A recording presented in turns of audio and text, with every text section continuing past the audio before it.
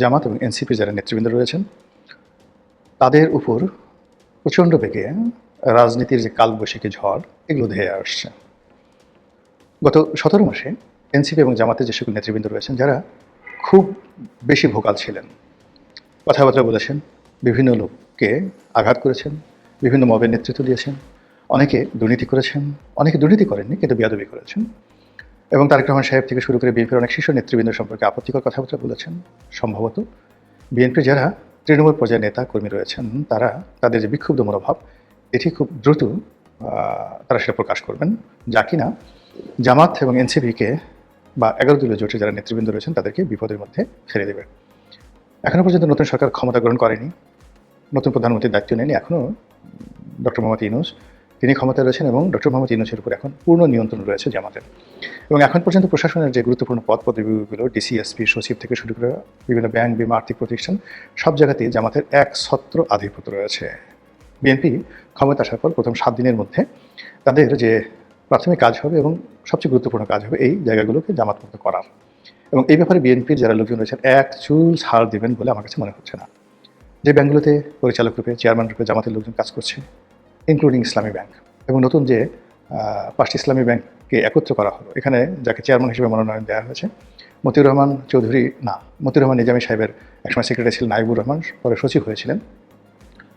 উনি যখন কৃষিমন্ত্রী ছিলেন তখন ওনার প্রাইভেট সেক্রেটারি ছিলেন পিএস, পরে তিনি সচিব হয়েছিলেন। অত্যন্ত মেধাবী, সৎ এবং আমাদের ওই দক্ষিণাঞ্চলের মানুষ। আমার সঙ্গে তার একবার দুবার কথাবার্তা হয়েছে।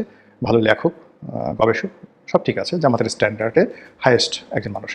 কিন্তু এই ভদ্রলোককে আমার কাছে মনে হচ্ছে না যে তাকে এই 5টি যে নতুন ব্যাংক একত্র করে সম্মিলিত ইসলামী ব্যাংক নাম দেওয়া হয়েছে সেই ব্যাংকের যে পরিচালনা পরিষদের যে চেয়ারম্যান সেই পদে তাকে রাখা হবে। এমনকি এই মুহূর্তে জামাতের যে একমাত্র আধিপত্য রয়েছে ইসলামী ব্যাংকে সম্ভবত সেটা থাকবে না। এবং এখানে এস আলম সরাসরি না এলেও এস আলমের আশীর্বাদ পুষ্ট লোকজন আবার বোর্ড অফ ডিরেক্টরসে ঢুকে যাবে এবং তাদের মধ্যে থেকে চেয়ারম্যান নির্বাচিত হবে, এটা নিশ্চিত বলা যাচ্ছে। এবং এই আর্থিক প্রতিষ্ঠানটি যেটা কিনা বাংলাদেশের গর্ব, এবং ইসলামী ব্যাংকের যত কর্মকাণ্ড, যত লেনদেন, যা কিছু আছে এগুলো জামাত রিলেটেড, জামাতের আইডিওলজির সঙ্গে যায়, এবং জামাতের সঙ্গে থাকার কারণেই এই ব্যাংকটি ভালো করেছে এবং এই ব্যাংকটি এখনও পর্যন্ত টিকে রয়েছে এবং অন্য কোনো ব্যাংকগুলোর মতো সেটি দেউলিয়া হয়নি। তো সেখানেও রাজনীতির যে থাবা আওয়ামী লীগ জামানের মতো সেটা পড়ার আশঙ্কা দেখা দিয়েছে নানা কারণে। আপনারা জানেন যে গত 17 মাসে বেশ কয়েকবার অ্যাটেম্প নেওয়া হয়েছে ইসলামী ব্যাংকের দখল নেওয়ার জন্য, এবং এটা নিয়ে গোলাগুলি হয়েছে। তো যখন ক্ষমতা ছিল তখন যদি এই অবস্থা হয়, এখন ক্ষমতা লাভ করার পরে এটা হবে না এটা বলা যাচ্ছে না। দ্বিতীয়ত হলো যে টাকা এত শক্তিশালী, টাকা যাদের কাছে আছে তারা নিজেদেরকে সবচেয়ে বেশি সেলিব্রিটি মনে করে। এখন এস আলম তিনি বাংলাদেশে যত টাকাই লুটপাট করেন না কেন, তিনি সিঙ্গাপুরে এখন রাজার হালে আছেন।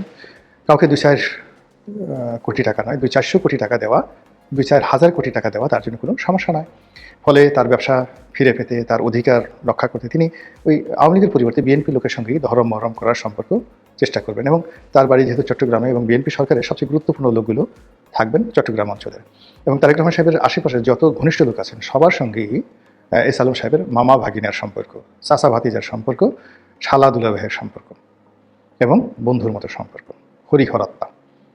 কাজে এস আলমকে যারা এই গত 17 মাসে ঠকিয়েছে, তার অপরাধগুলোর ব্যাপারে আমি কোনো কথা বললি না, তাকে যারা বঞ্চিত করেছে তারা এই বিএনপির ক্ষমতার এই সময়টিতে কোনো অবস্থাতেই স্বস্তিতে থাকবেন না।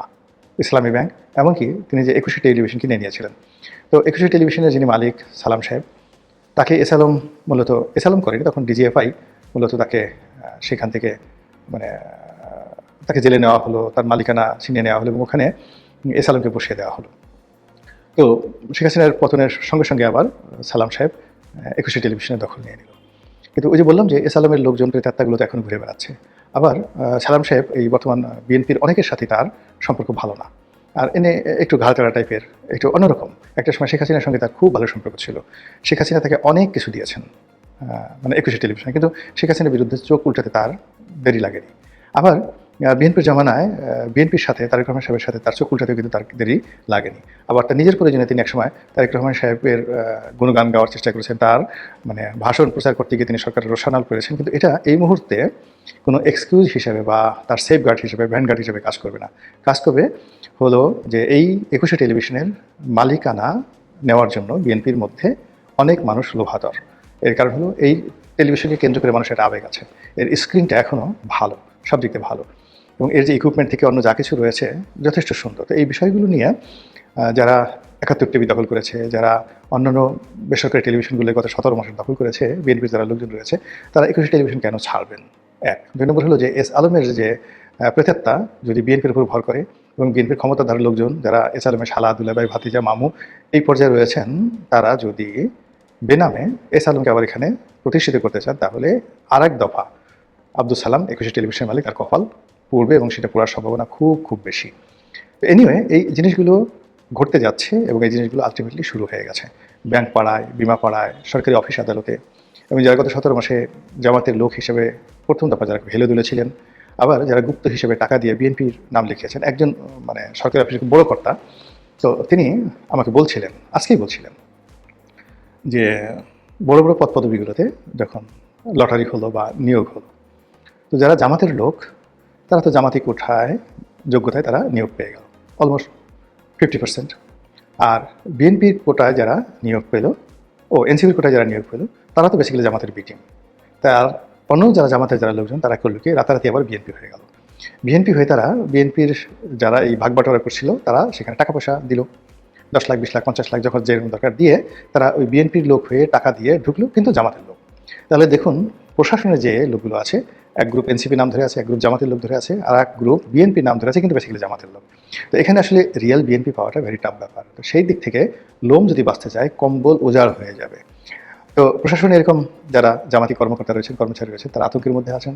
তাদেরকে চাকরি থেকে বাদ দেওয়া না হলেও তাদেরকে প্রাইস পোস্টিং থেকে দূরে সরিয়ে অগুরুত্বপূর্ণ স্থানে দেওয়া হবে, এরকম একটা আতঙ্ক তৈরি হয়েছে, এবং যেটা কিনা আইন শৃঙ্খলা থেকে শুরু করে দেশের টোটাল যে আমলাতান্ত্রিক কর্মকাণ্ড রয়েছে সেই কর্মকাণ্ডে স্থবিরতা আনবে।